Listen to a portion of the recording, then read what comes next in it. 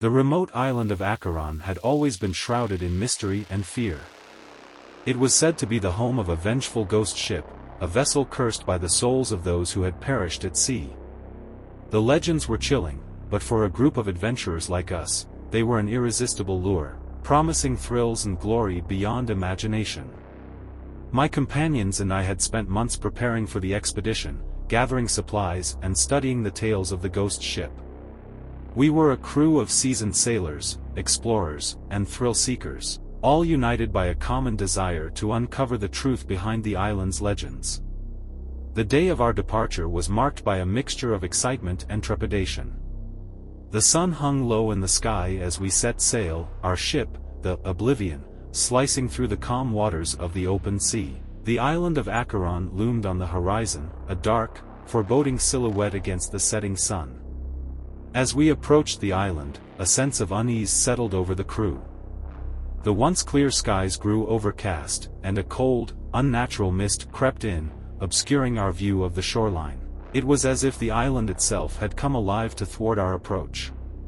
We anchored the Oblivion in a small cove and set out on a smaller vessel, rowing towards the island's forbidding shore.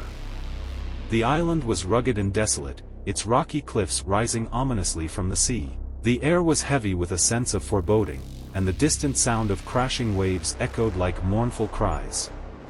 Our journey took us deep into the heart of the island, where we discovered a hidden cave entrance that led to a series of underground tunnels. It was said that these tunnels held the secrets of the ghost ship, and we were determined to uncover them.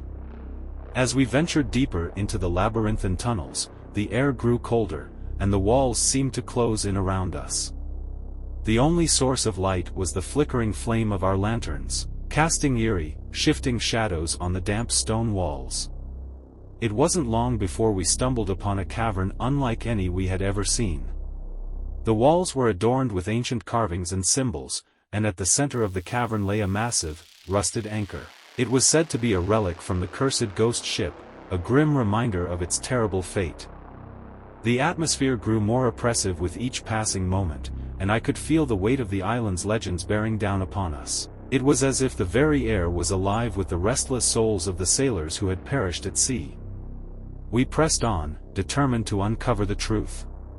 It was then that we heard it, the mournful, echoing sound of ghostly whispers that seemed to come from all directions. It was a chorus of anguished voices, whispering tales of suffering and despair. With a sense of dread, we followed the whispers deeper into the cavern, where we came upon a vast, underground lake. Floating upon the still waters was the ghost ship, a spectral vessel with tattered sails and a hull adorned with eerie, luminescent runes. The sight of the ghost ship sent a chill down my spine, but we were adventurers, fearless and unyielding. We boarded the ship, determined to uncover its secrets, even as the whispers grew louder, their words a haunting lament. As we explored the ghost ship, it became clear that the legends were true. The ship was a vessel of death and despair, a place where the souls of the lost sailors were eternally trapped. Their anguished faces could be seen in the murky waters, their spectral forms haunting the decks. The further we delved into the ship's depths, the more we began to lose our sense of reality. Time seemed to warp and shift, and the boundaries between the living and the dead blurred. We were no longer sure if we were exploring the ship or if the ship was exploring us. In the ship's captain's quarters, we discovered a logbook that revealed the ship's horrifying history. It had been cursed by an ancient, malevolent force, bound to the sea for all eternity. The captain had made a desperate pact to save his crew, offering their souls in exchange for a chance at escape. But the curse had endured, and now, the ship and its crew were eternally bound to Acheron. It was then that the true horror of the ghost ship revealed itself. The souls of the lost sailors were hungry for release, and they saw us as a means to an end. They began to possess members of our crew, their ghostly forms merging with the living. One by one, my companions were consumed by the restless spirits, their eyes turning a ghastly shade of blue, their voices filled with anguish. They attacked me, their spectral forms twisting and contorting as they tried to drag me into the depths of the ship. I fought back with all my strength, but I was outnumbered and outmatched. The whispers grew deafening, their voices filling my head with tales of suffering and despair.